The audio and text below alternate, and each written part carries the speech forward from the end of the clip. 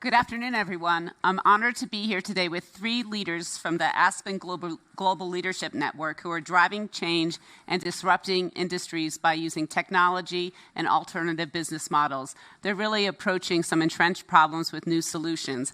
I've been so inspired to talk to them and to learn about what they're doing, and I'm sure you will be as well. I'm going to ask a few questions, and then I'd love to open it up to all of you at the end of this. First, to my left is Rodney Williams, co-founder and president of Solo Funds, a company that's enabling community banking with a specific focus on the subprime market, which has been so underserved. Rodney was a brand manager of digital strategy at Procter & Gamble and is a Henry Crown Fellow.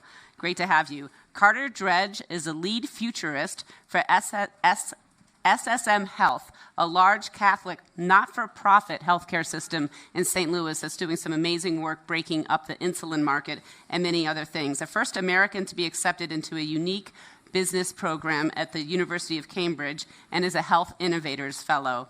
And finally, Ashley Bell is chairman and CEO of Redemption Holding Company. Ashley was a former White House policy advisor for entrepreneurship and innovation in the Trump administration, founded the 2020 Bipartisan Justice Center, served on the Hall County Board of Commissioners in Georgia, which is quite interesting, and is part of our Civil Society Fellowship. So let's get started. You're all entrepreneurs. Thank you. You're all entrepreneurs out there pounding the pavement every day. Give me your elevator pitch. What are you trying to do here? Rodney, you go first. Well, hello, everyone. It's a pleasure to be here. The premise of why I do what I do started from a personal experience of my friends and family needing access to short-term capital. And then when they did have capital, they didn't have many ways to grow that capital. It's a problem that's plagued across middle-class America. So coming out of my first startup was a company called Listener within financial services. I decided that my Henry Crown Fellowship social impact venture was going to go out and make a difference in the world. So we created Solo Funds. Solo is short for social loans.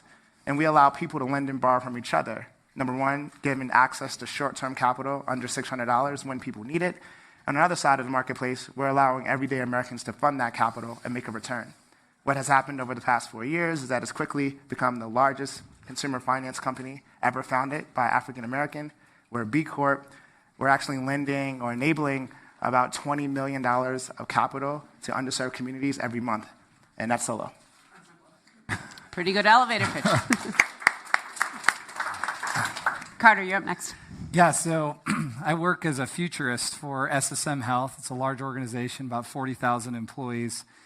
We serve millions of patients a year, but in this capacity and in this role today, talking about a new innovative venture we launched with several other health systems and philanthropies called Civica RX, which is designed to disrupt the generic drug industry and deliver essential medicines at cost. Getting access to essential medicines in the United States is challenging at times, either from shortages or because they're prohibitively expensive. We pooled together scale all across the United States. We launched the company. It's a nonprofit, 501c4. It's structured in an entirely new way, something that we call a healthcare utility. So novel when we formed this, the University of Cambridge started a new strategic initiative called the Healthcare Utility Initiative to unpack how these businesses work. Within about 2 years, we aggregated up contracts with over a third of the total inpatient hospital capacity in the United States. And after, thank you. And just a little over 4 years, our medicines have been able to treat 55 million people with essential life-saving medicines. And we've also started to replicate this business structure in retail medicines, where we aggregated over 140 million covered lives through doing the same thing we did with hospitals, with insurance companies. And that enabled us to actually play a critical role in reducing the price of insulin for people that need it earlier this spring by over 70%.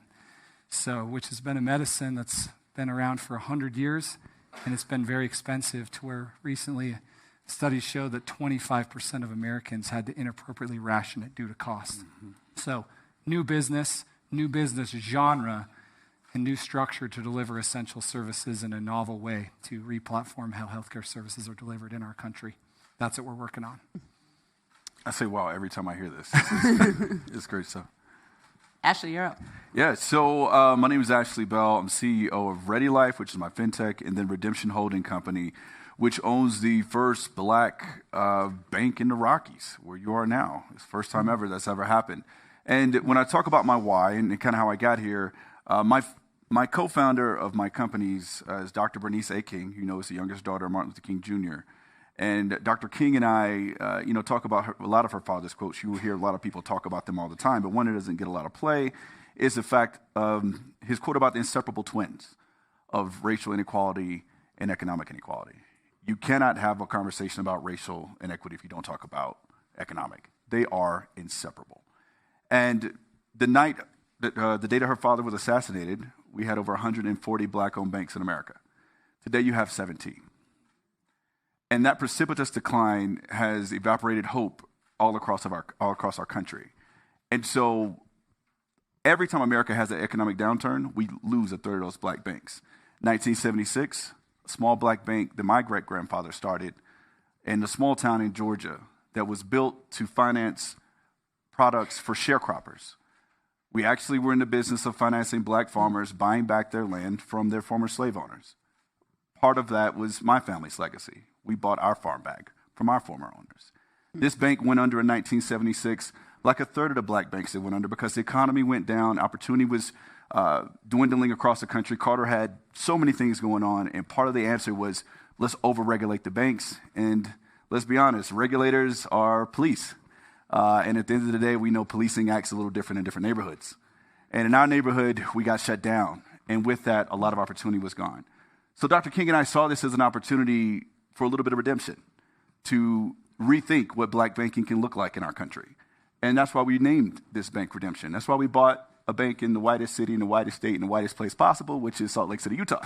And hopefully we can talk a little bit about why that's the case. But we think this, coupled with the power of financial technology that can do all the things that data can do to help underwrite differently. And we believe that we should live in a world where people should be able to own a home without credit scores. We believe that credit scores are just a proxy for race in this country. We believe that the entire time that they've been created, they've done nothing but perpetuate the system. We think there's a better way, and we can do that by underwriting people off of what really matters, their cash flow. There's no reason in this country, if you're paying $3,000 a month for rent in this country, that you can't afford to pay a $3,000 a month mortgage. There's people in this country paying more than people, renting than people pay that own their home. That's not fair. And we're rewriting the rules on that.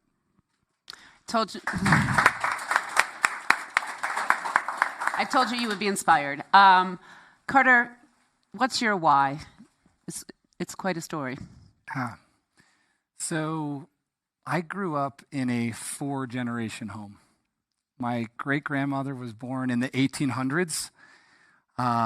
She later died in the 1990s. My grandfather, my mother, and me and my twin brother. How this came to be is when my mom was 15 years old, she was in a very serious car accident. She was on the freeway. The lady driving the car was my grandmother's friend, had a heart attack and careened out of control. The car went along some guardrails, flipped upside down, landed upside down on railroad tracks off an overpass. My grandmother was killed, the lady driving the car was killed, and my mom was paralyzed, barely survived. She had over 300 stitches in her head alone, and she had a lot of health challenges. So growing up, me and my twin brother were miraculously born, and I was surrounded by people in my early developmental years who had massive health challenges. My great-grandmother was blind and homebound for a long time. My grandfather struggled with cancer as he helped to take care of his mother, my mother, and me and my twin brother. My mom was homebound starting in her 40s and died of cancer in her early 50s. And I was just surrounded by people that really needed something, really needed health care. Sometimes it worked great, sometimes it didn't. And from that early age, I really have always had a passion to help people who needed the most help related to health challenges. And so I really decided that I was going to figure out how to make sustainable, business-generative solutions to take care of the most vulnerable.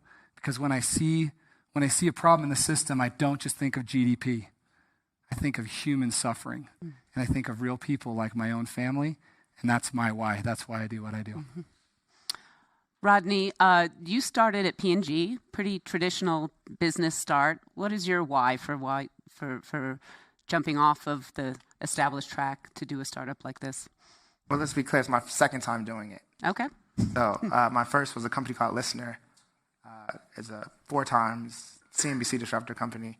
In 2012, raising capital out of Cincinnati, Ohio. I was one of the first to do it. We raised about $40 million. And that was a payment technology that wanted to create universal ways to pay.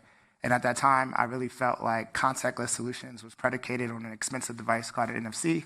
And when you use that to mobile pay, you will exclude a large amount of the population that would not be able to pay with Apple Pay, right? And so I wanted to create something that was more universal, and that was ultrasonic technology, data over audio. We did 17 patents. I traveled the world. It's being used in Angola, Nigeria, and you name it. It's kind of how I became a Henry Crown Fellow. I didn't necessarily see the impact in my community, though. And I had a great idea, and it did really well. And I remember coming home from Christmas one time, and when you are the one that made it in the family, I don't really have a bunch of legacy stories. It's kind of just me when I come home, right? But everyone lines up and says, hey, can I borrow $50?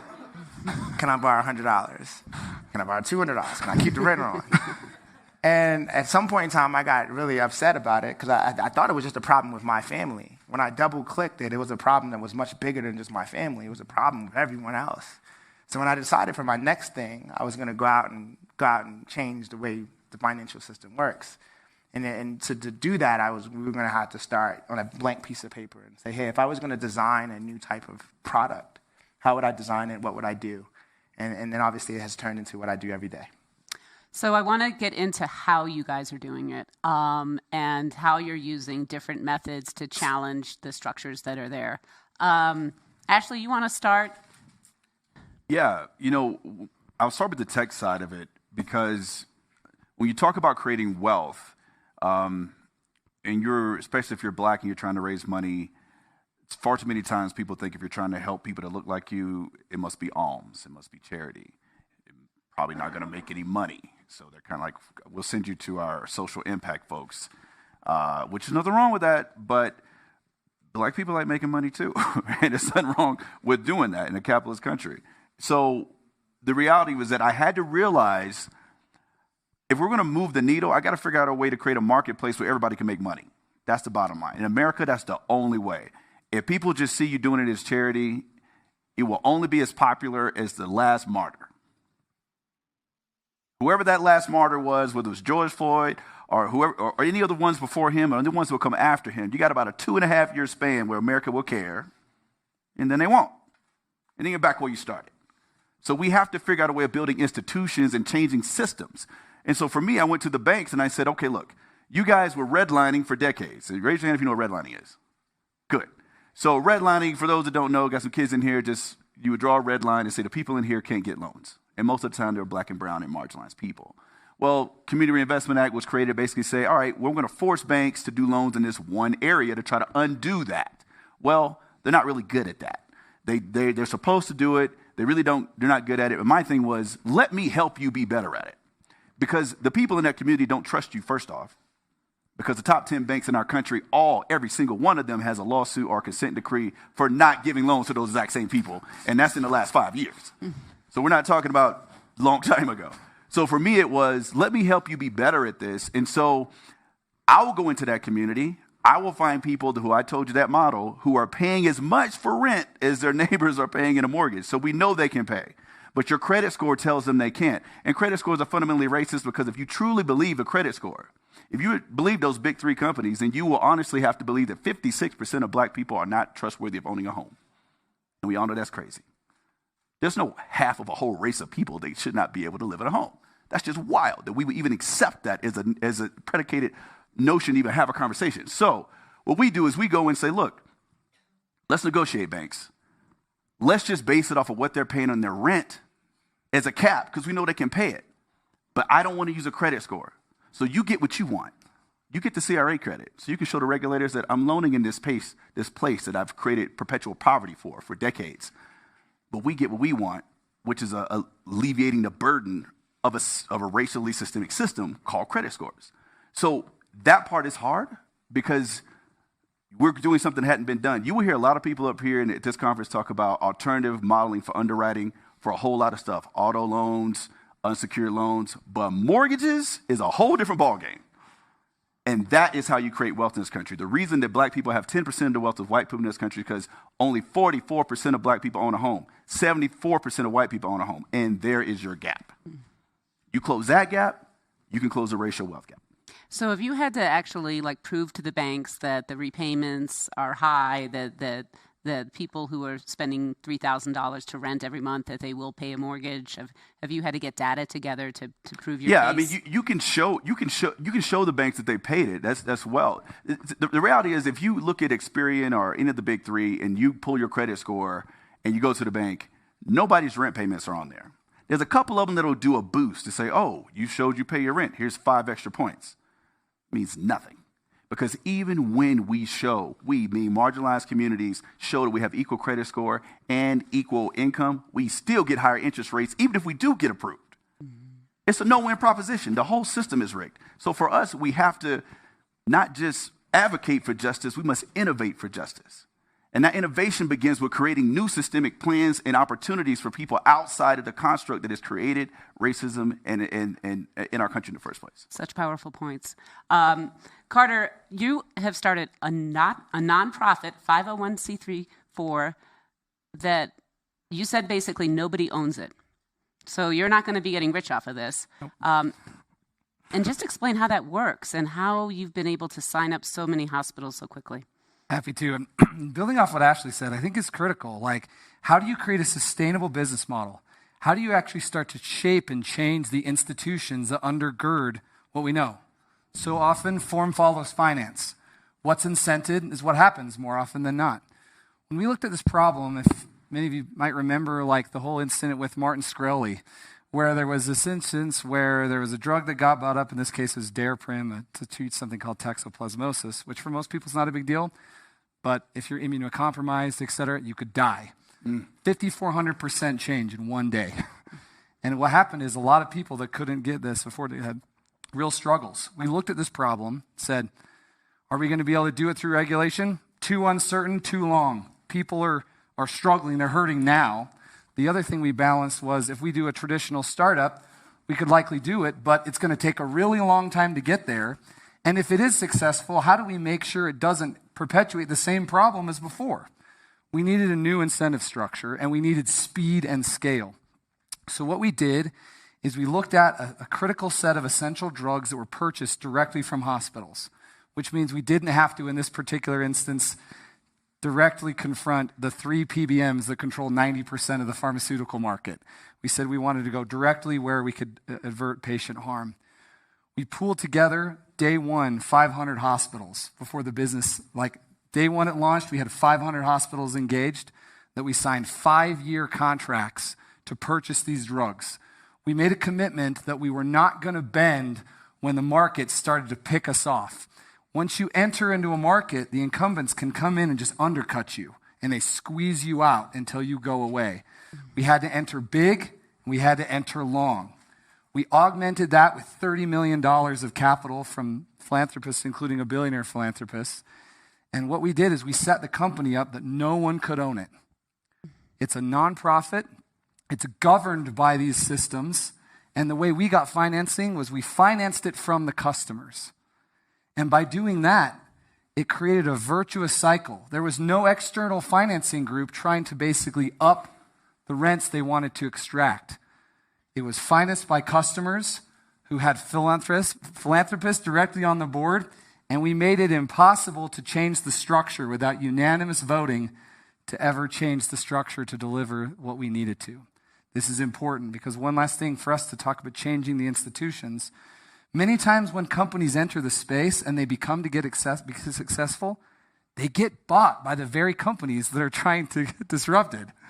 They take them out of play. Mm-hmm. And we wanted to make sure from the very beginning that once the company entered the space, it would stay there. Mm-hmm. And it would not be taken out through acquisition or sale, which then would shorten its horizon. That's why we did it. Later, one other thing is once we proved there was a market, we got bipartisan support And the federal government issued us $100 million to basically build a manufacturing plant in Virginia to secure the domestic supply of essential pharmaceuticals. We sell to the Strategic National Stockpile. We sell the excess in the open market for the same transparent price for everybody. And once we did that and could prove that success by success in the institutional business model, the state of California a couple months ago put in $50 million towards insulin alone, because we'll be able to deliver that to all of the residents independent of economic income and others, so we can do so very equitably. That's what we tried to do, but I totally agree with Ashley. You have to get the institutional players on board so that it can perpetuate it. There was a quote I remember from the Aspen Institute that stuck with me. It's people that make things possible. It's institutions that make things permanent. Mm-hmm. And so as we tap into and shape these institutions, which is I'm so impressed with my partners here on this panel, they're working to change the financial flows, the institutions, to make things more equitable and just more right. I love it. Rodney, you're using a BCorp with your company. Could you explain how that works and how the financing is working and kind of regenerating? You actually said yesterday to me that you're growing so quickly, it's almost like an Uber model at this point, which I've never heard applied to consumer finance. Oh, we are Uber for loans. I will tell you that much, right? You can sign up in less than a minute, you make a request, and the average time to funding in your account is less than 8 minutes. That's from a complete stranger around the world, around the globe, not around the world, just the US only. So it does work like Uber. We've literally tracked, you being a mom on the side of the road, I need a tow truck, and you can find us, get the loan, pay the tow truck using Apple Pay, and we've saved that problem at that specific moment in time. So for us, we decided our entire approach to financial services is different. We approached it from definitely a benefit corporation, which we believe that we can do well and do good.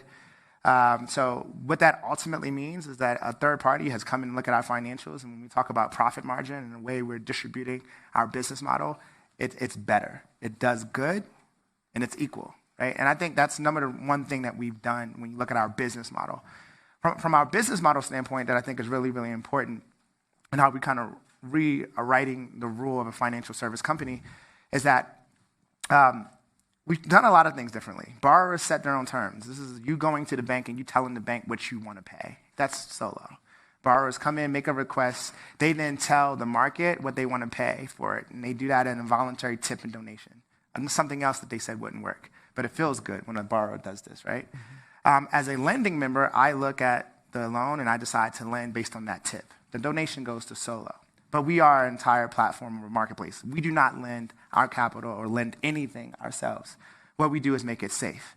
Make it safe, number one, by the underwriting that we do using cash flow. We believe it's the best measure in the world. I don't know why most are not using it.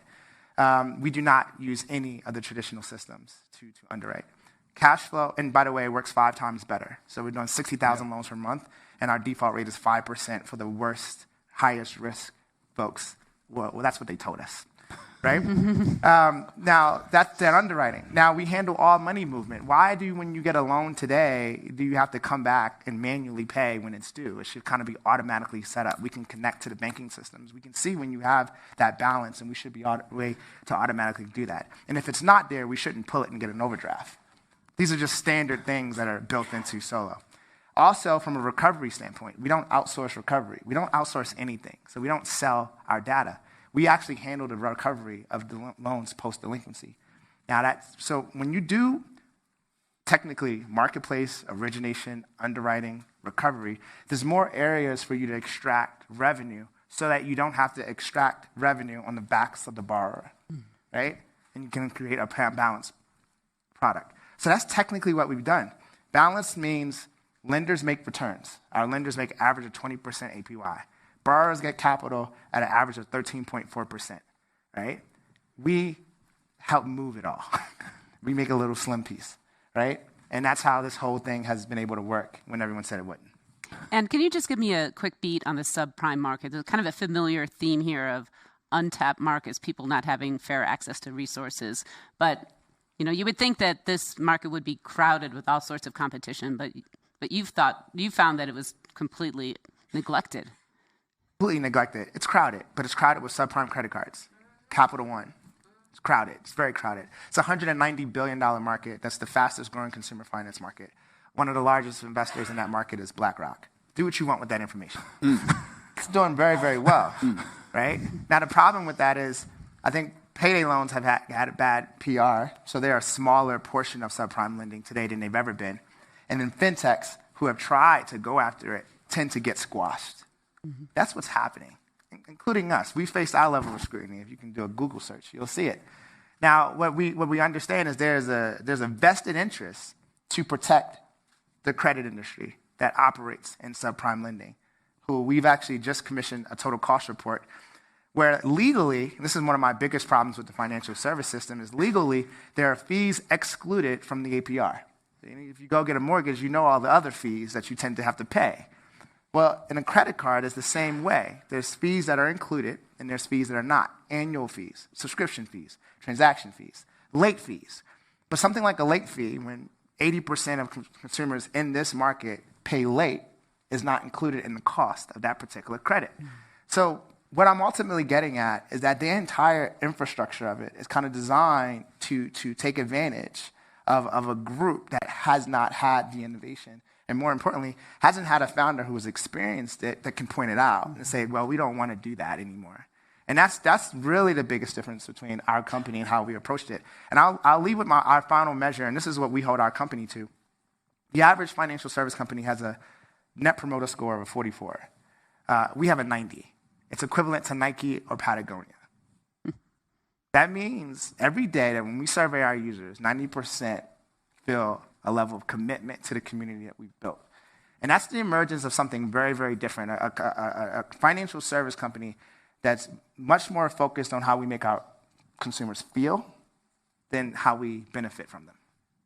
So taking on entrenched interest, what is your vision when you're thinking about all of you, where you hope to be 2 or 3 years from now, or maybe 10 years from now? You want to break out of the Rocky Mountain region? Well, I think let's be real. I came here for the regulatory environment, not, I love Salt Lake City. It's great.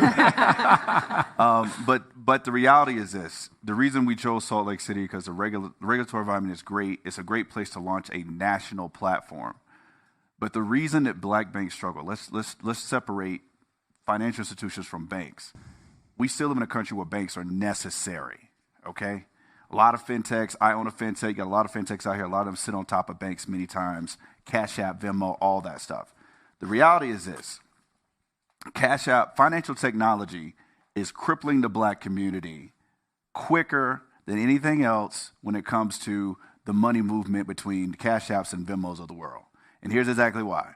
Because the black dollar that circulates in the community, like every other community, if you look at it, the black dollar, sometimes people say it's between 6 hours and 6 days. It stays in our community. In the Hispanic community, it's got a couple months. Asian community, half a year. It goes up. That dollar circulating is how jobs are created, right? Well, if I'm using Cash App, and it's funny, watch this. Raise your hand if you use Cash App. Raise your hand if you use Venmo. A stark racial difference just happened. Black and brown people use Cash App. White folks use Venmo. That is on purpose. It's in every rap song you can think of. Cash App is in there. And they purposely spend a lot of money to get into the culture. But what's happening is I'm on MLK in Atlanta, and if my barber says to me, hey, actually, I need $50 for this haircut, I'm like, okay, I only take Cash App. So I got to pay my barber. Through Cash App, I am literally 400 feet from a black-owned bank. But that $50 leaves MLK in Atlanta and goes to a small bank in Ohio where Cash App holds its money, and not to that black bank that's right down the street. And even for those of us that are marketing fintechs, too many times people think that it's black-owned. Like I will tell people all the time, I'm a black-owned fintech, but the only way I can bank black is to own a bank, which is why I own a bank. Because otherwise, I'm actually exporting the capital out of my community at a higher velocity than it's already leaving. This is what I see for the future. And to answer your question, look, we must have more centers of hope financially, and banks are a part of that. You cannot live in this country without banking somewhere. We only have 16, almost 17 black banks. How do you create more stronger black banks? people in this room, this is your action that I'm throwing out here. This concept of impact banking. There's not anyone in this room right now that doesn't have a bank somewhere. Ask yourself, does your bank reflect your values? Far too many times we don't ask that question. Far too many times your money is sitting in a bank that is perpetuating racism in communities and stifling growth and innovation, and you're not even thinking about it. Anybody can bank anywhere. Think about banking differently, banking impactfully. I just did a deal, you can look this up on CNBC last week, where I did for the National Football League, $100 million deal for the National Football League with 16 different MDIs. MDIs are minority-owned banks. Why is that important? Because black banks and minority banks are in concentrated areas where everybody is trying to make it. And they're only one economic downturn away from not existing. But if you took your corporation and you went to your CFO and said, look, guys, we're going to go to the market for debt. We got to do $75 million anyway. That's what you're going to do anyway. Ask them, are we using any diverse lenders? You got any black banks in your capital stack? A bank's a bank. They're going to give you the exact same service, but unless you ask these questions, then these banks will be relegated to living in fragile communities and being one bad quarter away from not existing. We will be the last generation in this country to know that black banks even existed, unless all of us think differently and we bank our values. By putting money in those banks, yeah, you won't feel it. It won't cost you a dime more, but that will turn into home loans for people who need it. That will turn into loans for their nonprofits. That will give them non-predatory rates in communities. We cannot live in a world where we totally ignore banks, and everyone in this room has an option. But please believe it is an option. If you do nothing, that is still a choice. I agree. Yeah. I think a lot about challenging incumbents. I think a lot about how do you change a monopoly or an oligopoly.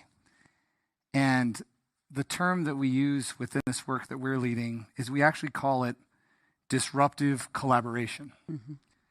And so if many people are probably familiar with disruptive innovation, a term that was popularized by Clayton Christensen from Harvard Business School. Clay was an advisor when we set up CivicRx. And in this case, we didn't need a new product. Like, we had a drug. It existed. It was cheap. Many of these drugs were 30 years old.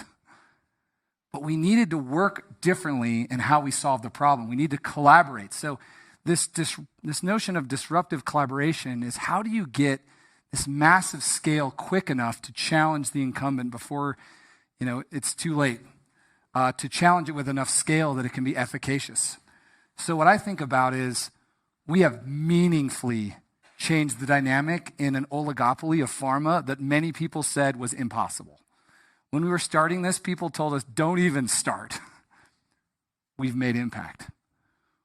We're looking for other places, and we're collaborating with people all over the world of what it means to challenge an oligopoly.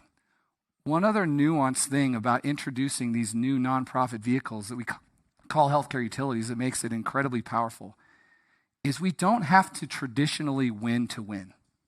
What I mean by that is, these entities, it's less about market share and it's more about market effect. If we go to an industry where there is excess rents that are taken that are not needed on people that don't have choices, inelastic demand would be the economic term. I have to have it to live. If we force competition in those areas, just as we did in insulin, and they bring insulin prices down, even if we don't take the whole market, the market's better. Mm-hmm. Because people can get it. So for us to beat an oligopoly, the way we set up these healthcare utilities, it just means we have to effectively challenge them. If we challenge them, we can win. Because we've set it up that the people who are paying the excess costs or can't get the product win by better access, lower costs, and overall a higher quality product in healthcare that they need. There's something in healthcare called the iron triangle. Improve quality, improve access, improve cost. Pick two of the three. There's been an ideology that says you can only change those. These new initiatives that we've done have broken the iron triangle. Lower cost, better access, higher quality. I think there's a reason it started in healthcare, because these businesses are so huge. 2 businesses control 80% of the dialysis market. 2 firms control 90% of the linear acceleration market, to their point of basic cancer treatment is inaccessible to 70% of the world's population. In Rhode Island, they have 12 linear accelerators with 1 million people. The country of Ethiopia has a population of 117 million, and they have 1. These problems don't require new science. They require disruptive collaboration to deliver known, solid, evidence-based care at a lower and sustainable cost. And it's by working together in structurally new ways that make it very possible if we do it right. Rodney, where's your future? Our goal, right now, we grow about 15 to 20% per month organically. As we continue that pace, we'll deliver about $1 billion back to underserved communities by Q1 of next year. We have a flywheel that is something magical here, right? We're a profitable business with just about 100 employees. Our goal is to, if you think about us in a very simple form, this small, I call it bridge loans, are the difference between $1,900 of additional debt every 12 months for this demographic. The 20% APY on someone who has $2,000 of savings in a bank account paid for Christmas, right? So we're doing this for middle-class America, which is over 200 million. We're going to enter our first global market this year, with Nigeria being the first one. Our goal is to redefine what we call community banking, where people, the deposit holders, have the choice on how their money makes an impact. And the people who need it have flexible, innovative credit products that don't disproportionately hurt them. It's a simple mission, it's a simple goal, but we want to do that across the 5 billion middle-class citizens of our globe. And that's what I look like. That's what we look like 5 years from now. Amazing. I'd like to open it up to all of you for questions. The time is passing us quickly. Guadalupe, you want to go first? Hi, I'm Guadalupe Rodriguez. Oh, can you actually wait for the mic? Hi, Guadalupe Rodriguez. I'm the Chief Investment Officer for a Mexican family office. I hear you. And I want to know if you're raising money. I am. That's a great question, because first off, ideas can be heard, but if they're not invested in, then they can't go anywhere. I think all of us are always investing, always looking for investors, but the right investors is also key. It is equally as predatory for middle-class people to find a loan as it is for black people and brown people who have venture firms or venture-backed companies to find capital that's not predatory. Because a lot of people, when you have a good idea, think that, wow, because you're black or brown, you won't be able to raise the money. I'll come give it to you, but I want to take control of your company or get a larger than fair share. I think that. I think you're already negotiating. And I did say I was a lawyer to start off with, so so that's part of it. But yes, I think are you taking money? Oh, always. Okay. We're going to put it to use. You're taking money as well. Okay. Yes. Sorry, I wrote my question down so I wouldn't forget it. So I worked in banking for over 13 years, retail banking. So I definitely understand what you guys are talking about in terms of the disparities. I don't believe that financial literacy programs developed by major banks are effective in narrowing the wealth gap and addressing systemic inequalities. So I'm curious to hear about how you are actively investing in financial wellness education in marginalized communities. Okay, stop. Throw away all the books. There you go. Thank you. It's useless. It's useless. There's two people, and it's two people. People with money and people with don't money. The only way you know how to handle money is to have money. It's that simple. You have to give people money, and you have to give them rules to learn. That's it. That's it, right? And what that looks like for us is that we have literacy, but it's not important. We designed a product that teaches you what to do, right? It's very simple. Your score goes up when you pay on time. If you pay late, your score goes down. When your score goes up, you get the request more. It's that simple. 1, yes. You want a higher score when you make a request, you should keep a higher daily balance. The problem with the credit score when you talk to an average citizen is they don't understand it. Doesn't matter how many times I read, they don't tell you. Every score is proprietary, if I'm correct or not, right? So they don't tell you how to increase it or to make it better. So what are you teaching? And if you teach someone to pay a loan over time versus pay it off, or said better, like what we teach is don't request what you can't pay back. Don't ask for something you do not need. If I go right now, even in my financial position, and I say I want a $1,000 loan, they're going to try to give me $100,000. And that's the problem with the financial system. So there's no way to teach that. What you got to do is create a new rules-based system, give them money, and then reward them for making better choices. That's what we think. Same. I know you got to get to a lot of questions, so I'll let you get to the next one. Right in the front row. Hello, my name is Deo Munoz. I am 17 years old. I'm from the Bezos Scholar Foundation. I come from a very underserved area. My mom is a single mother, and I understand the struggles that come with payday loans. I understand the struggles that come with all these different avenues that are very predatory towards lower income people. I would like to ask, you all talk about middle income people. What about low income and marginalized communities such as McAllen, Texas, where I live? Good question. Well, first off, when we built Ready Life, it was for, our mortgage product is for right down the middle of people that are low income to middle income, because everybody's paying rent somewhere. And our credit modeling is based off of what we think makes the most sense. Whatever you're paying in rent, we know you can pay in a mortgage. But we also supplement that with things that really matter. We're creating a credit model that separates your needs versus your wants.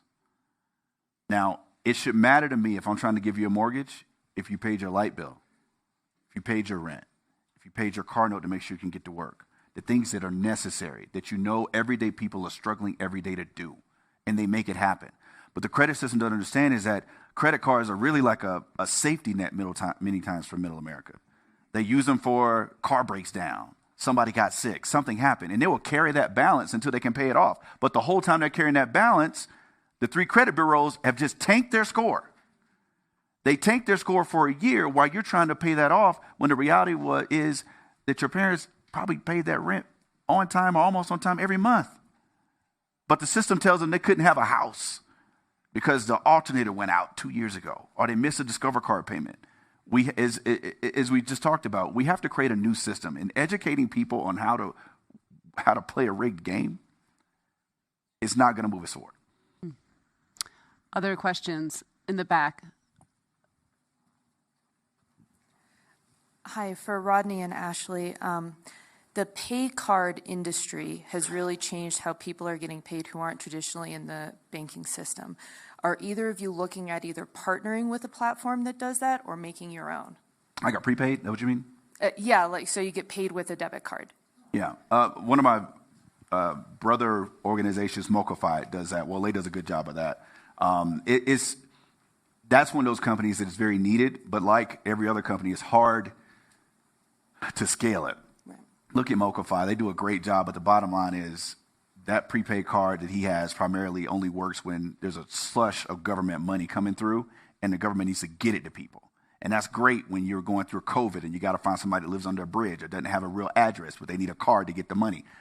But then what happens when the government money dries up? It's a really hard business model. But you're right. Anybody that needs prepaid credit cards or prepaid debit cards, Mocafy and Wole do a great job. Question over here on the end. The microphone is coming your way. Carter, I worked in healthcare industry for nearly 40 years, and you're taking on one of the 5 major factors that contribute to healthcare, the pharmaceutical industry. For those who don't know, insurance, PBMs, device companies, and trial lawyers all contribute to healthcare costs that are not directly related to making somebody feel better. You're going against big pharma, which is a huge obstacle. Mm-hmm. Are you getting feedback from them, and what does that look like? Yeah, so I mean, I think for a while when we started, the concept of innovation, if you're thinking about ideas, when we first started, we said, what's the rebar? This kind of comes from this notion, comes from a Harvard business case study from Clay Christensen of saying when the steel industry got disrupted, they didn't start with high-end steel. We started, in this case, with inpatient generic drugs for 2 reasons, because we knew there was going to be competitive pressure. One, Where was it simple enough that we could enter meaningfully at scale and not have to develop all of our own drugs that would just take a super long time to get to critical mass? We're about 80 drugs already, instead of just 4 or 5 if we'd had to develop everything from scratch. And second, it was a market that we could enter without getting crushed to start, because we didn't have to go head-to-head with the PBMs at first. So we are getting pushback. However, we're also getting responses. We're getting positive responses from a lot of people. These are businesses, which is why the structure is important. It's hard to hate. This is how much I get paid to serve on the board of Civica. Nothing. This is how much no one owns the equity. No one's looking for the exit. So when we're saying, when we structured it in a way that said this is about solving a problem that really needed to be solved, we weren't trying to take away that novel innovation about the next blockbuster. We're just trying to say when it eventually comes off patent, it should become affordable. We can't afford to pay premium prices on everything. No economy in the world can. So we're getting pressure, but it's hardening our focus, and it's helping us drive that. The one thing I'd say about, and then when we do have challenges, and they do come. We had some companies for a while, they tried to really kind of just edge us out, but we had such critical force and everything that we were able to go through. But I think of something that really helps me hone a mental tenacity with facing these really challenging oligopolies. Before my mom died, and I was doing some this really hard, innovative work, I called my mom. Again, she's paralyzed, she's homebound, she has cancer. And I was talking to her about how hard this work is. I'm like, hey, this is hard work. People don't like it, the incumbents don't like it, you're trying to convince other people to fund it. And she asked a simple question that put me in my place that I've never tried to move from that center. And she just said, do you think being paralyzed is easy? I felt about this big. But I committed, and then she said something. She said, Carter, you're an insider. You know how these systems work better than anybody I know. You're a leader, which means you have a choice. You don't just have to take it as it is. She said, for me, I'm homebound. I'm paralyzed. I'm just a taker. I'll take only things the system can give. You're a leader. You have a choice. So what I'm just so impressed with, these other panelists, as well as the people who put on and attend Aspen Ideas, it's people who choose to exercise the choice when the challenges come. Has there been pushback? Absolutely. Have there been challenges? Absolutely. Have there been sleepless nights that we have no idea how we're going to overcome the next barrier? Absolutely. But is there a commitment that's connected to values, connected to something that is not just about success, but success to significance, to change the game for people who just have to be takers in that moment? That's why I push for it. And that's what's needed. And so when the headwinds come, and they do come, that's what we push through. Thank you for your question. To close here, Carter, you just used the term from success to significance, which is really the foundation of the Henry Crown Fellowship. I was also fortunate enough to be a Henry Crown Fellow. I would just like to ask you all, this is sometimes lonely work. What role has the fellowship provided for you? You're all in various programs, just quickly, and in terms of that endurance to keep challenging the way you are. Ashley. So I'm a civil society fellow, which was founded by 2 Henry Crown Fellows, and I actually named my bank after my class, which was Mission Redemption.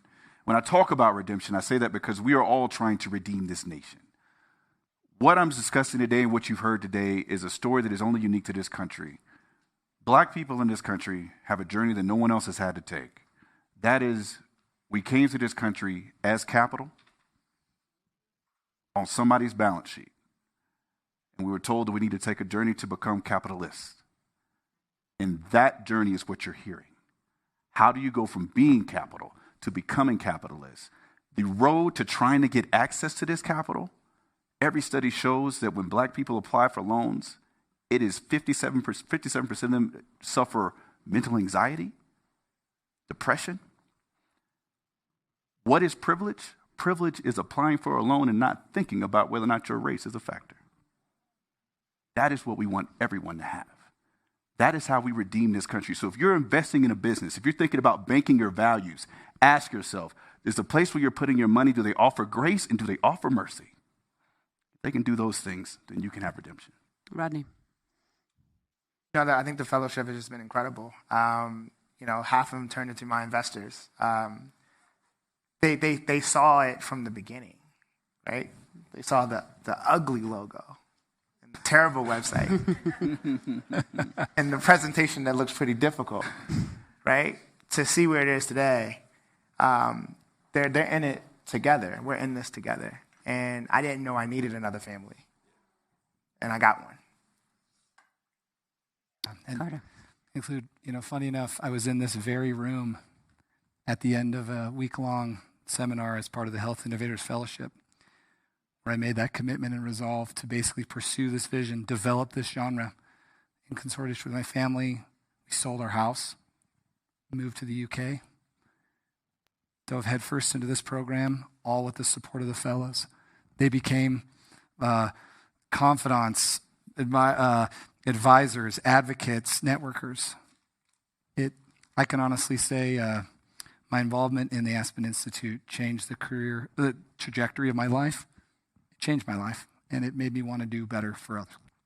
I would like you all to join me in thanking our panelists. Keep an eye on them.